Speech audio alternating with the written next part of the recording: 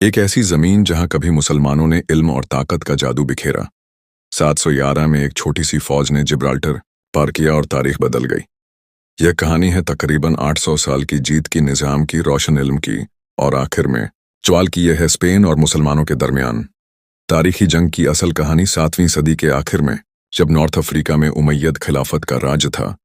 तब एक बर्बर जनरल तारिक बिन जियाद ने 7,000 फौजियों के साथ स्पेन का रुख किया। जब वह जिब्राल्टर उतरे, उन्होंने अपने जहाज़ों को जला दिया। उनका पैगाम था, पीछे लौटने का कोई रास्ता नहीं, या तो जीत या शहादत। गुआडालेट की जंग में विसिगोथ राजा रॉड्रिक को शिकस्त हुई और अंदलुस का दरवाज़ा मुसलमानों के लिए खुल गया।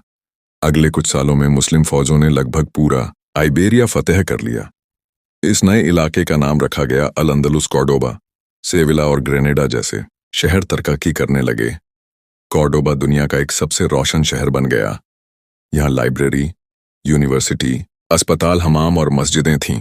मस्जिद-ए कॉर्डोबा अपनी फनकारी और नक्काशी के लिए मशहूर थी। यह एक नया दौर था, एक रोशन और इल्म से भरा हुआ दौर। अल अंदलुस सिर्फ एक फौज का नाम नहीं था, यह एक सभ्यता थी। यहाँ मुस्लिम, यहूदी और मसीही लोग साथ रहते, लिखते और सीखते थे। इब्न रश्द, अल जहरावी, इब्न हज़्म और माइमोनाइट्स जैसे उलूम के चिराग चमक रहे थे। ग्रीक और रोमन ज्ञान का तर्जुमा अरबी में हुआ और फिर यूरोप तक पहुंचा। अल अंदलुस ने यूरोप के अंधेरों में रोशनी का काम किया, जिसे आज हम पुनर्जागरण के नाम से जानते हैं। लेकिन हर उरूज के बाद जवाल होता है। 10वीं सदी के बाद उमैयद खिलाफत कमजोर पड़ गई। एक मजबूत दौलत छोटी छोटी ताइफा रियासतों में टूट गई।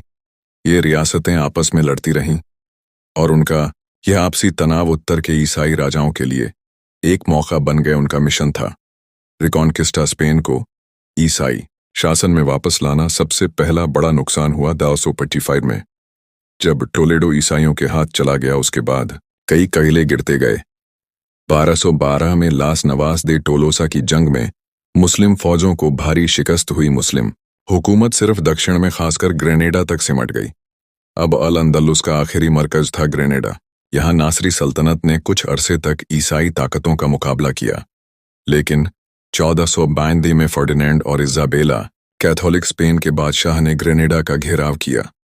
मुस्लिम सुल्तान बोआबदिल ने ग्रेनेडा की चाबियां ईसाई फौजों को दे दी और यूं खत्म हो गया 781 साल का मुस्लिम राज। स्पेन में मस्जिदें गिराई गईं, लाइब्रेरी जला दी गईं, मुसलमानों और यहूदियों को ईसाई धर्म स्वीकार करने पर मजबूर किया गया, वरना देश निकाला या मौत का सामना करना पड़ा।